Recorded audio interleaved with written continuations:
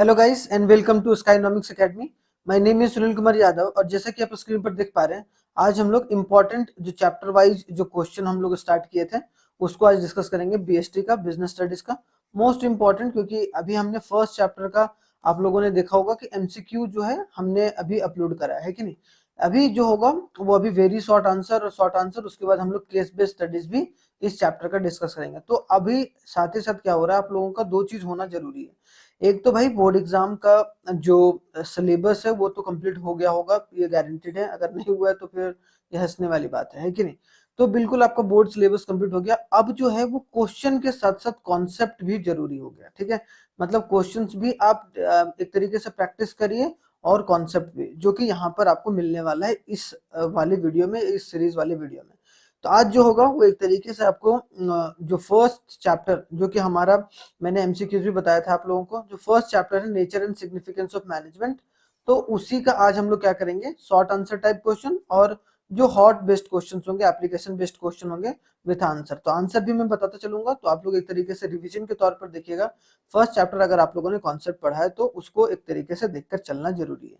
पहला जो क्वेश्चन है वो आपको स्क्रीन पर दिख रहा होगा। तो क्या है कि yes limited is facing a lots of problem this day.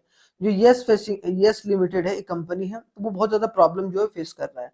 It manufactures the electronic goods washing, मतलब वो माइक्रोवेव्स वगैरह बनाता है, रेफ्रिजरेटर। तो उसका जो कंपनी का जो मार्जिन है वो अंडर प्रेशर है, ठीक है। And profits and market shares are declining, मतलब एक तरीके से प्रॉफिट भी एक तरीके से डिक्लाइन कर रहा है, मार्केट शेयर भी डिक्लाइन कर रहा है। तो ये सब सारी चीजें, मतलब कंपनी के अंदर काफी सारे प्रॉब्लम्स आपको देखने को मिल रहे होंगे। अब यहाँ बोला गया था प्रोडक्शन डिपार्टमेंट ब्लेम्स, जो प्रोडक्शन डिपार्टमेंट है, ठीक है। तो यहाँ पर क्या हो गया, पहले प्रोडक्शन डिपार्टमेंट किसको ब्लेम कर रहा है, मार्केटिंग डिपार्टमेंट को, for not meeting the sales target. And marketing department जो है वो किसको ब्लेम कर रहा है, प्रोडक्शन डिपार्टमेंट को। तो आपस में क्या है कि मार्केटिंग और जो प्रोडक्शन टीम के डिपार्टमेंट है, उन दोनों में ही आपस में क्या है, आपको झड़प देखने को मिल रहा है। क्या मिल रहा है, आपस में झड़प देखने को मिल रहा है। तो ये for producing goods which are not of a good quality to meet a consumer expectation, कि कंज्यूमर एक्सपेक्टेशन के लिए एक तरीके से मीट नहीं किया है। तो आपस में ही ये दोनों मार्केटिंग और प्रोडक्शन झगड़ रहे हैं। The finance department blames both. अब देखो एक और इंटरेस्टिंग बात आ गई क्या, कि जो फाइनेंस डिपार्टमेंट है वो एक तरीके से ब्लेम कर रहा है किस पर, प्रोडक्शन और मार्केटिंग के डिपार्टमेंट पर, declining the return on the investment and bad marketing. क्या बैड मार्केटिंग और इन्वेस्टमेंट पर एक तरीके से, कि वो बैड मार्केटिंग कर रहा है, इन्वेस्टमेंट सही तरीके से नहीं हो रहा है, रिटर्न ऑन इन्वेस्टमेंट नहीं आ रहा है, इसीलिए फाइनेंस हमारा गड़बड़ है। तो सबसे पहला भी यहाँ दो क्वेश्चन पूछा गया। हो सकता है कि ये आपका 2 नंबर का और ये आपका 2 नंबर 4 नंबर का क्वेश्चन बन सकता है। तो इस तरीके के क्वेश्चन तो आएंगे ही गारंटी के साथ, ठीक है। तो यहाँ बोला गया what quality of management do you think the company is lacking, कि कौन सा जो मैनेजमेंट है, कौन सी क्वालिटी ऑफ मैनेजमेंट है उसमें जो कंपनी है वो लैक कर रही है। तो सबसे पहला बात, इसका आंसर क्या होगा आपका, कोऑर्डिनेशन। आंसर क्या होगा आपका, कोऑर्डिनेशन इसका सही उत्तर होगा। क्या होगा, coordination is the right answer. कि कोऑर्डिनेशन एक तरीके से मिसिंग है, मतलब आपस में प्रोडक्शन टीम का डिपार्टमेंट, मार्केटिंग टीम का डिपार्टमेंट और फाइनेंस टीम के डिपार्टमेंट को कोऑर्डिनेट करके चलना चाहिए एक दूसरे के साथ, जो कि ये लोग नहीं चल रहे हैं। तो एक तरीके से यहाँ पर दिक्कत वाली बात आपको यहाँ पर देखने को मिल रही है। State the importance of concept identifying in a, मतलब क्या, ए में जो है उसकी इंपॉर्टेंस क्या है। अब आपको इंपॉर्टेंस आपको देखा जाए तो कोऑर्डिनेशन से क्या होता है, ग्रोथ आपको देखने को मिलता है, कंपनी की ग्रोथ देखने को मिलती है कि नहीं। दूसरी बात है कि इसमें फंक्शन का डिफ्रेंशिएशन है, मतलब फंक्शनल जो डिफरेंशिएशन है वो आपको देखने को मिल रहा है, ठीक है, फंक्शनल डिफरेंशिएशन। उसके बाद जो होगा, थर्ड जो होगा, कोई भी तीन, क्योंकि 2 मार्क्स है तो 3 पॉइंट आप लोग लिख दीजिएगा। तीसरा जो है वो क्या है, स्पेशलाइजेशन। इससे क्या आता है, स्पेशलाइजेशन आता है। और स्पेशलाइजेशन जब है तो अगर प्रोडक्शन टीम के डिपार्टमेंट की गलती है, अगर मान लो प्रोडक्शन अगर नहीं बढ़ रहा है या अच्छे से नहीं काम कर रहा है, तो इसका मतलब वो दूसरे डिपार्टमेंट का गलती नहीं हो सकता है। तो हो सकता है आपस में कोऑर्डिनेशन की वजह से एक तरीके से दिक्कत हो रहा है। तो अगर कोऑर्डिनेट करके कोई चलता है तो कंपनी ग्रोथ करती है, फंक्शन को डिफरेंशिएट करके चलती है और स्पेशलाइजेशन को बढ़ावा देने को मिलता है। मतलब स्पेशल कैटेगरी सब में मीट होनी चाहिए। तो I hope so first question आपको क्लियर होगा।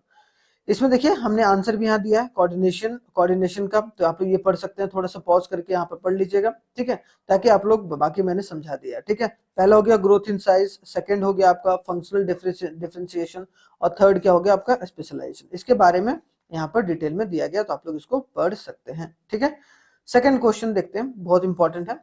कि the management of V Limited, management जो है वी लिमिटेड का strongly believe that members of organisation should work towards fulfilling the common organisation goal. उन्होंने क्या बोला है कि मेंबर्स को क्या करना चाहिए भाई, कि जो कॉमन जो गोल है उसको अचीव करने में सबको साथ में एक तरीके से आना चाहिए और साथ में गोल को अचीव करना चाहिए।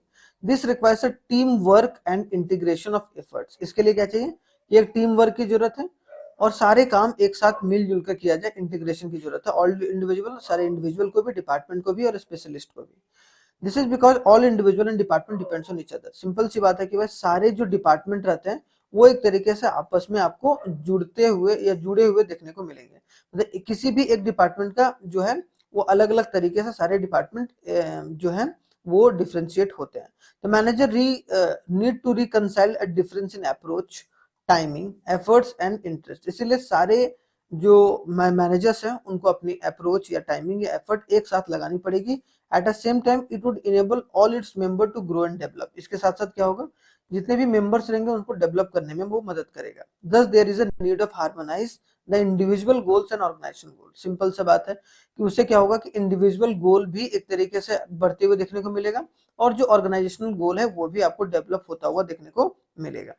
अब ए, बी और सी जो तीन आ गए, अब तीन एक तरीके से आपको देखने को मिलेंगे। पहले identify the concept of management discuss above, कि यहाँ मैनेजमेंट जो है वो इस मैनेजमेंट में कौन सा कॉन्सेप्ट डिस्कस हुआ है। तो सिंपल सी बात है, यहाँ पर भी कोऑर्डिनेशन के बारे में बात हो रही है। तो देख रहे हैं कि आपका कितना इंपॉर्टेंट हो जाता है आपको ये सब सारे क्वेश्चंस करके जाने के लिए, क्योंकि आपको कोई बतलाने वाला नहीं है ऐसा टाइप के क्वेश्चन। आपको मैं बता सकता था कि भाई ये वाला ये क्वेश्चन पढ़ के चले जाओ, आपका बहुत अच्छा नंबर आएगा, लेकिन आएगा नहीं। इस तरीके से आएगा कि आप सारे केस बेस्ड स्टडीज, क्योंकि 70% जो क्वेश्चन होगा क्वेश्चन पेपर होगा वो आपका कॉम्पिटेंसी बेस्ड क्वेश्चन होगा। ठीक है, तो ये चीज इंपॉर्टेंट है। कोऑर्डिनेशन, थ्री फीचर्स क्या होंगे, वहां हमने इंपॉर्टेंस पढ़ा था, यहाँ पर इसके थ्री फीचर्स क्या होंगे। अगर फीचर्स देखा जाए कोऑर्डिनेशन के तो वो क्या है भाई, सबसे कि ये इंटीग्रेट करता है एफर्ट, क्या करता है, integrates the efforts, integrates the efforts. Simple सी बात है, पहला क्या करता है, इंटीग्रेट करता है एफर्ट्स को। दूसरा जो है वो क्या करता है, coordinate the unity of action. ये क्या लाता है भाई, यूनिटी ऑफ एक्शन। पहला हो गया यूनिटी ऑफ एक्शन, दूसरा हो गया यूनिटी ऑफ एक्शन, पहला हो गया इंटीग्रेट द एफर्ट्स। तीसरा क्या हो गया, तीसरा हमारा है कि एक कंटिन्यूअस प्रोसेस है। क्या है भाई, अगर बोला जाए coordination is a continuous process, coordination क्या है, इज अ कंटिन्यूअस प्रोसेस। क्या है, कंटिन्यूअस प्रोसेस है। ठीक है, तो समझ में आ गया। अब identify and explain the characteristics of the, अब इस सारे को कैरेक्टरिस्टिक्स को आप एक तरीके से इसको डिफाइन करिए। तो यहाँ पर क्या बोला गया, वही एक्सप्लेन द कैरेक्टरिस्टिक्स के ग्रुप एफर्ट पे काम करो भाई, उससे एक तरीके से डेवलपमेंट देखने को मिलेगा। ठीक है, तो यहाँ पर अगर बोला जाए कि सी वाला मैनेजमेंट एक ग्रुप एक्टिविटी है, ऑर्गेनाइजेशन और in a group is a different individuals, और जो साथ में मिलकर काम करेंगे ताकि जो कंपनी की जो स्पिरिट है, ठीक है, स्पिरिट के साथ साथ कोऑर्डिनेशन बन पाए और उसके साथ साथ आप कॉमन गोल को, सिंपल सी बात है जब स्पिरिट और कोऑर्डिनेशन कोई भी कंपनी में आ जाता है तो एक तरीके से जो गोल है वो बहुत आसानी तरीके से अचीव हो सकता है। ठीक है, गोल को अचीव करने के लिए आपको ये दोनों चीज लानी पड़ेंगी, और वो चीज किससे आएंगी, वो चीज ग्रुप एक्टिविटी से आएंगी। क्या आएगी, ग्रुप एक्टिविटी की, सारे मैनेजर सारे इंडिविजुअल साथ में काम कर रहे हैं, ऑर्गेनाइजेशनल गोल और इंडिविजुअल गोल सारे को एक तरीके से कंप्लीट होता हुआ देखने को मिलेगा। तो ये बी और ये सी का आंसर है। क्लियर, आगे आते हैं नेक्स्ट क्वेश्चन। नेक्स्ट क्वेश्चन बोला गया कि Nisha is the marketing manager of the company selling a laptop. Nisha क्या है, एक मार्केटिंग जो मैनेजर है कंपनी की, वो क्या कर रही है, एक तरीके से आपको क्या देखने को मिल रहा है कि क्या कर रहा है भाई, देखो यहाँ पर क्या देखने को मिल रहा है कि वो लैपटॉप सेल कर रही है। She plans to target 2000 laptops per month. उसने टारगेट करा सेल का क्या, कि हम 2000 जो लैपटॉप होगा वो हर महीने पर मंथ जो होगा वो बेचने का टारगेट रखा गया। ठीक है, सिंपल सी बात है, चलो टारगेट फिट हो गई। She allocated necessary resource to carry out the plan. क्या है कि सी एलोकेटेड नेसेसरी रिसोर्सेस की जो नेसेसरी जो रिसोर्सेस है उसके तरीके से प्लान को कैरी आउट करने के बारे में यहाँ पे बोला गया है। She has a 6 salesman working under her. इसके अंदर जो है मतलब जो निशा के अंदर वो 6 जो सेल पर्सन है वो काम कर रहे हैं। सी वर्क्स विद देम, वो सब सारे लोग जो साथ में काम कर रहे हैं। Guiding and motivating them to achieve the target sales. क्या कि गाइडिंग कर रहे हैं और एक तरीके से मोटिवेट कर रहे हैं ताकि वो सेल्स को कंप्लीट कर पाए। At the end of the month, after the comparison of the actual sales with the target sales, she found that actual sales exceeds the, एक तरीके से टारगेट। उसने क्या देखा कि जो एक्चुअल सेल है क्या बोला गया, actual sale with a target sale, she found that actual sale exceeds, जो एक्चुअल सेल बोला गया था 2000 उसको एक्सीड कर दिया, वो अच्छी बात है। She reward an efficient employees to motivate them, अब उसने क्या, सी रिवॉर्ड्स देम, जो भी एफिशिएंट एम्प्लॉयज है उन्होंने जितना काम किया उनको मोटिवेट करने का उन्होंने सोचा। तो पहली बात क्या बोली गई यहाँ पर कि कौन सा, कि how does a Nisha prove importance of management, इसमें जो निशा है उन्होंने किस तरीके से इंपॉर्टेंस बताया मैनेजमेंट का। तो कौन से इंपॉर्टेंस के बारे में यहाँ पर बात की गई भाई, सिंपल सी बात है, क्या क्या क्या बात किया गया, achieving the group goal by giving a common direction, क्या बोला गया यहाँ पर सिंपल सा कि achieved achieved the group goal through common objective, ठीक है, थ्रू कॉमन ऑब्जेक्टिव, ठीक है, ये बात क्लियर हो गया, कोई दिक्कत नहीं, कोई परेशानी नहीं। दूसरी चीज जो इन्होंने करी वो क्या करी, इंक्रीज द एफिशिएंसी, सिंपल सी बात है, उन्होंने बोला कि भाई अगर अच्छे से काम करोगे तो मैं आपको क्या दूंगा, एक तरीके से रिवॉर्ड दूंगा, तो रिवॉर्ड इन्होंने दिया भी। तो एक तरीके से क्या कि इंक्रीजिंग एफिशिएंसी, क्या इंक्रीज एफिशिएंसी मतलब क्या है कि इनकी क्षमता को बढ़ाने का जो काम है वो इन्होंने किया, तो इनको आप एक्सप्लेन करके लिख सकते हैं। Also state the function perform by Nisha, और यहाँ पर कौन सा फंक्शन एक तरीके से परफॉर्म करा, तो यहाँ पर एक तरीके से एफिशिएंसी को इंक्रीज करने का जो परफॉर्मेंस है वो एक तरीके से यहाँ पर बढ़ाने का काम जो है वो निशा ने करा है, ठीक है। तो फंक्शन कौन है, टू ये एफिशिएंसी इंक्रीज, ठीक है, एफिशिएंसी शुड बी इंक्रीज्ड, तो एफिशिएंसी इंक्रीज करने के बारे में सोचा है, ठीक है। आई होप सो यहाँ तक क्लियर होगा, ये आंसर है। तो आप ये भी देखिएगा, सी परफॉर्म कौन कौन सा एक्टिविटी, अगर ज्यादा डिटेल में लिखना है तो उन्होंने all function of management, she plan भी किया उसने, एलोकेट भी किया, वर्क भी किया, और एंड ऑफ द मंथ में उन्होंने कंट्रोलिंग भी करी। तो एक तरीके से आपको प्लानिंग भी उसने करी, ऑर्गेनाइजिंग भी उसने करी, और डायरेक्टिंग भी उसने करी, और कंट्रोलिंग भी, और एक तरीके से स्टाफिंग जो है उनको एक तरीके से दिया गया, कितने बंदों को, 6 बंदों को दिया गया था। तो ये सब सारा मतलब प्लानिंग भी करा, ऑर्गेनाइजिंग भी करा, डायरेक्टिंग भी करा, कंट्रोलिंग भी करा, तो ये 4 जो है वो फंक्शन ऑफ मैनेजमेंट वो करते हुए देखने को मिली है, ठीक है, तो ये बात याद रखिएगा। आगे आते हैं नेक्स्ट क्वेश्चन में, नेक्स्ट क्वेश्चन देखते हैं, नेक्स्ट क्वेश्चन देखिए, नेक्स्ट क्वेश्चन क्या बोला गया, फोर्थ क्वेश्चन, ठीक है। फोर्थ क्वेश्चन बोला गया mega limited manufacturing of water heater, कि एक मेगा लिमिटेड है वो मैन्युफैक्चरिंग क्या करती है, वाटर हीटर को। In the first year of its operation the revenue earned by the company was just sufficient to meet the cost, मतलब जितना कॉस्ट लगा था उतना एक तरीके से उसका रेवेन्यू है। रेवेन्यू का मतलब होता है कि जितना पैसा एक तरीके से सामान को बेचने पर मिला है, ठीक है, सेल करने पर, और कॉस्ट क्या होगा, जितना कॉस्ट एक तरीके से आपको टोटल कॉस्ट जो देखने को मिला है वो चीज, ठीक है। पहली बात बोली गई है to increase the revenue, to analyse the reasons and the less revenue, reason for उन्होंने देखा कि लेस रेवेन्यू क्यों आ रहा है, आफ्टर एनालिसिस उन्होंने पहली बात बोला कि रिड्यूस द लेबर कॉस्ट, उन्होंने बोला कि लेबर कॉस्ट को कम करो, सबसे पहला बात क्या बोला गया कि लेबर कॉस्ट को कम करो, and shift the manufacturing unit to the backward area where the labour is available at a low rate, कि जहां अवेलेबल जो मतलब जहां लो रेट से काम कर रहे हैं लेबर वहां पर एक तरीके से शिफ्ट करो। To start the manufacturing a solar water heater and reduce, तो उन्होंने बोला कि सोलर वाटर हीटर लगाओ भाई, ज्यादा बिजली खपत हो रहा है कि नहीं। उसका reduce the production of electric water heater slowly, और धीरे धीरे उसकी प्रोडक्शन को एक तरीके से कम करो उसकी, जो कि एक तरीके से इंपॉर्टेंट है। This will not only help to covering the risk but also helps in meeting the objective to, तो उसने बोला कि अगर वो कॉस्ट को एक तरीके से हम लोग कम करते हैं तो वो सिर्फ हमारे ऑब्जेक्टिव को मतलब रिस्क को कम नहीं करता, साथ ही साथ ऑब्जेक्टिव को भी पूरा करने में मदद करेगा, ठीक है। But helps in meeting the identify and explain the objective of management, क्या कौन सा ऑब्जेक्टिव ऑफ मैनेजमेंट है। सबसे पहली बात कि ऑर्गेनाइजेशनल ऑब्जेक्टिव प्रॉफिट, और एक तरीके से सोशल ऑब्जेक्टिव पूरा करने के बारे में यहाँ पर बात किया गया। 2 ऑब्जेक्टिव है, ऑर्गेनाइजेशनल ऑब्जेक्टिव जो प्रॉफिट, और सोशल ऑब्जेक्टिव मतलब कि समाज में भी, समाज में जैसे कि सोलर वगैरह लगाया है तो सोलर एक तरीके से इन्वायरमेंट को प्रोटेक्ट करता है, तो एक तरीके से वो सोशल एक ऑब्जेक्टिव को पूरा किया। और ऑर्गेनाइजेशनल ऑब्जेक्टिव क्या कि प्रॉफिट, सिंपल सी बात है, एक ऑर्गेनाइजेशन क्या चाहती है कि मुझे ज्यादा से ज्यादा प्रॉफिटेबल, या हमारी कंपनी जो है वो ज्यादा प्रॉफिटेबल हो जाए, ठीक है। तो ये भी चीज याद रखिएगा, इंपॉर्टेंट है, ठीक है। आगे आते हैं, देखिए मिस्टर बोला गया हॉट्स क्वेश्चन में क्या, mister Aditya is responsible for framing the plans and policy and Mrs every science industry at which managerial level he is working, कौन से मैनेजर लेवल पर वर्क कर रही है, also discuss the main function, तो top level पर काम कर रही है भाई, क्यों, क्योंकि वो प्लान और पॉलिसी बना रही है। तो कौन कौन सी टॉप लेवल मैनेजमेंट जो होती है वो क्या बनाती है, पॉलिसीज वगैरह बना के चलती है, उसको इम्प्लीमेंट कौन करती है, एक तरीके से मिडिल लेवल, और एक तरीके से उस काम को करते कौन है, वो एक तरीके से लोअर लेवल, ठीक है। तो मेन फंक्शन क्या है, main function of top level management एक तरीके से आप डिस्कस कर सकते हैं कि to frame the plan policies so that the middle level and lower level can implement this. ठीक है. A business needs, अब सेकंड क्वेश्चन देखिए, अब business needs to add a prospectus in a long run. Business ने क्या add करा है कि एक प्रोस्पेक्टस की लॉन्ग रन में किस तरीके से हम अपने ऑर्गेनाइजेशन गोल को अचीव करेंगे.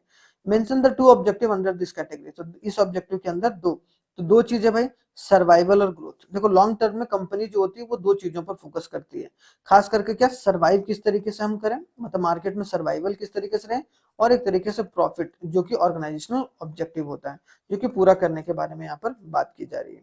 क्लियर हो गया यहाँ पर, कोई दिक्कत कोई परेशानी नहीं. थर्ड क्वेश्चन बोला गया, success of manager depends upon. बहुत सारे क्वेश्चन है, उसमें बोला गया, एक क्वेश्चन पढ़ता हूं मैं. Management is a skilful personal application and existing knowledge to achieve the desired result. Explain कीजिए. तो सिंपल सी बात है यहाँ पर, दो चीजों के बारे में, कि स्किल होना चाहिए, पर्सनल एप्लीकेशन होना चाहिए, और एग्जिस्टिंग नॉलेज पर काम करते हुए दिखना चाहिए. इसका मतलब क्या है कि combination of his own skill and the nature of the management. यहाँ बोला गया कि कॉन्सेप्चुअल नॉलेज भी होनी चाहिए, एक तरीके से आपको कॉन्सेप्ट भी क्लियर होना चाहिए किसी भी चीज को, और साथ ही साथ आपके अंदर एक ओन स्किल होनी चाहिए. मतलब आप किसके बारे में कर रहे हैं बात यहाँ पर, देखो दोनों तीनों चीज होता है, आर्ट होता है, साइंस होता है, और प्रोफेशन होता है. ठीक है. अब ये जो तीनों चीज हैं कि मैनेजमेंट एज आर्ट कैसे होगा, जब आपको स्किल बहुत अच्छे तरीके से आती है और क्रिएटिव तरीके से आप काम करते हैं. ठीक है, क्रिएटिविटी देखने को मिलता है. साइंस में रिसर्च एंड डेवलपमेंट के थ्रू आप चीजों को एक तरीके से सीखते हैं. प्रोफेशन में जॉब ओरिएंटेड रहते हो, आपको काम करने से मतलब है. तो एक तरीके से मैनेजमेंट यहाँ पर एज अ आर्ट डिस्कस किया गया, तो आप लोग इसको और भी डिटेल में एक तरीके से लिख सकते हैं. ठीक है, तो आई होप सो ये भी चीज कंप्लीट होगा. बहुत इंपॉर्टेंट है, इसको डिटेल में जरूर आप लोग पढ़ पढ़ के जाइएगा. फोर्थ क्वेश्चन बोला गया, management helps in implementing a new changes in organisation, which importance of organisation refer to in the statement. क्या बोला गया, मैनेजमेंट जो है वो हेल्प क्या करता है, इंप्लीमेंट करता है न्यू चेंजेस इन ऑर्गेनाइजेशन, कि जो भी नई नई चेंजेस आते हैं उसको अडेप्ट बहुत अच्छे तरीके से कर लेता है. मतलब क्या है, management create a dynamic organisation. Dynamic मतलब होता है कि कोई भी सिचुएशन हो उसको हैंडल करने के लिए एक तरीके से वो डील कर सकता है. ठीक है. Fifth number, through this process, a manager synchronizes the activities of different departments, identify, they explain the importance of process of highlighted in the given statement. बोला गया थ्रू दिस प्रोसेस, कि उस प्रोसेस से क्या करती है मैनेजर, सिंक्रोनाइज कर रहा है. मान लो सिंक्रोनाइज कर रहे हैं सारे एक्टिविटीज को, सारी एक्टिविटीज जैसे कि प्रोडक्शन टीम का डिपार्टमेंट है, मैनेजमेंट टीम का मतलब मार्केटिंग टीम का डिपार्टमेंट है, और फाइनेंसिंग टीम का डिपार्टमेंट, वैसे बहुत सारे डिपार्टमेंट होते हैं, उनको सबको सिंक्रोनाइज करने के बारे में बात कर रहा है, साथ में लाने के बारे में बात कर रहा है. तो किसके बारे में बात कर रहा है, कोऑर्डिनेशन के बारे में. ठीक है, तो आई होप सो ये चीज क्लियर होगा. अब आगे आते हैं थोड़ा सा, ये देखिए सेकंड लास्ट क्वेश्चन है, mister Tanveer is responsible for assigning the works to the employees representing their grievance to the mister Deepak. Tanveer का जो बॉस है, identify the managerial activity which Tanveer and Deepak are working. तो कौन ऑपरेशनल लेवल पर काम कर रहा है, और ऑपरेशनल लेवल पर मिस्टर तनवीर काम कर रहा है, और दीपक जो है वो एक तरीके से जो है बॉस है. तो एक तरीके से हम लोग क्या बोलेंगे उसको, मिडिल लेवल पर काम कर रहा है. ऑपरेशनल लेवल मिडिल लेवल से थोड़ा सा नीचे होता है. ठीक है, तो ये जहां पर एक्चुअल ऑपरेशन होता है, जो कि एक तरीके से लोअर लेवल भी हम लोग यहाँ पर लिखेंगे तो गलत नहीं होगा. ठीक है, ये भी याद रखिएगा. ठीक है, match the functions of A and B, मतलब ऑर्गेनाइजिंग क्या काम कर रहा है भाई, तो ऑर्गेनाइजिंग क्या करता है, aim to ensure right people at right place and qualification available in the right place. बिल्कुल सही बात है. तो आपका ऑर्गेनाइजिंग क्या हो जाएगा, ऑर्गेनाइजिंग का आपका बी नंबर ऑप्शन हो जाएगा. मतलब ए का मतलब वन का सॉरी ए का grouping them into manageable department नहीं, ए का ई होगा. हाँ ठीक है, क्योंकि ये एम द राइट पीपल उसका क्या रहता है, स्टाफिंग का काम है कि नहीं. तो यहाँ पर आप देखिए 5 का आपको बी देखने को मिल रहा है, दिख रहा है. तो ये वाला क्या हो जाएगा, 5 का बी, मतलब ये स्टाफिंग हो जाएगा. ठीक है, ये स्टाफिंग. ऑर्गेनाइजिंग क्या होगा, ऑर्गेनाइजिंग हमारा ई होगा. ठीक है, ऑर्गेनाइजिंग हमारा ई, तो ये वाला ऑप्शन. फिर सेकंड का डी हो जाएगा, मतलब क्या, डायरेक्टिंग क्या करता है भाई, इन्वॉल्व करता है, इन्फ्लुएंस करता है, और मोटिवेशन करता है. ठीक है, इसमें मोटिवेशन वगैरह आप पढ़ेंगे. ठीक है, अब मैंने पढ़ाया भी है, तो वो जाकर आप लोग देख भी सकते हैं. ठीक है, और प्लानिंग क्या करता है, एक तरीके से determine the advance what to be done, कि क्या करना चाहिए उसके बारे में एक तरीके से प्लान करके चला जाता है उसके द्वारा. ठीक है, आगे आते हैं. अगर बोला जाएगा आइडेंटिफाई, यहाँ पर देखिए बहुत इंपॉर्टेंट है, बोला गया आइडेंटिफाई कीजिए कि मैनेजमेंट एज अ साइंस कहाँ बोला गया. तो मैनेजमेंट एज अ साइंस पहले नंबर में, कि जिसमें क्या बोला गया, एक पीरियड ऑफ टाइम और एक्सपेरिमेंट. तो आप एक ही वर्ड पकड़ना है आपको, एक्सपेरिमेंट एंड ऑब्जर्वेशन. कहाँ होगा भाई, मैनेजमेंट एज अ, यहाँ पर डायरेक्ट लिख दोगे क्या, मैनेजमेंट एज अ साइंस. ठीक है, मैनेजमेंट एज अ साइंस होगा इसका पहला का. दूसरा, each managers own a unique way of managing things. Unique way है मतलब क्या है, आर्ट है, सबका अपना अपना आर्ट होता है भाई, सिंपल सी बात है. यहाँ बोला certain management association like AIMA have formulated ethical code of conduct. तो ethical code of conduct and no legal support for it, तो यहाँ पर क्या हो जाएगा भाई, प्रोफेशन। ठीक है, ethical code of conduct profession वगैरह में, ठीक है, जिसमें प्रॉपर तरीके से नियम कानून जो है वो लिखा रहता है। फोर्थ में देखिए manager improve managerial skill bye regular application, मतलब 4 में क्या हो गया ये 8 का काम कर रहा है, मैनेजर स्किल के बारे में बात कर रहा है, तो यहाँ पर 8 हो जाएगा। फिफ्थ में there is no restriction of any person being appointed as a manager, मतलब कोई भी मैनेजर पर अपॉइंट हो सकता है, तो यहाँ पर क्या हो सकता है, नो रिस्ट्रिक्शन है, एनी वन पर्सन, जो भी प्रोफेशन, वहाँ प्रोफेशन में हो सकता है, क्योंकि धीरे धीरे वो करके लेवल करके ऊपर जाएगा। ठीक है, 6 में क्या हो गया, lot of literature is available in various areas which can be specialise in, कि स्पेशलाइज हो सकते हैं, तो एक तरीके से आर्ट है। ठीक है, आप अलग अलग जगह पर पढ़ के वो सब सारी चीजें काम कर सकते हैं। ठीक है, तो आई होप सो आपको पूरी चीजें समझ में आया होगा। फर्स्ट चैप्टर जो है वो एक तरीके से आपको कंप्लीट होता हुआ देखने को मिल रहा है, और आई होप सो आपको बहुत अच्छा लगा होगा। थैंक यू वेरी मच, जय हिंद, मिलते हैं नेक्स्ट वीडियो में। ठीक है, चलिए, जो कि हमारा क्या होगा, सेकेंड चैप्टर का एमसीक्यूज होगा। ठीक है, तो वहां पर हम एमसीक्यूज भी डिस्कस करेंगे, और साथ ही साथ जो क्वेश्चंस रहेंगे मेन मेन वो भी हमें डिस्कस करने की कोशिश वहां पर किया जाएगा। ठीक है, चलिए, थैंक यू वेरी मच, जय हिंद।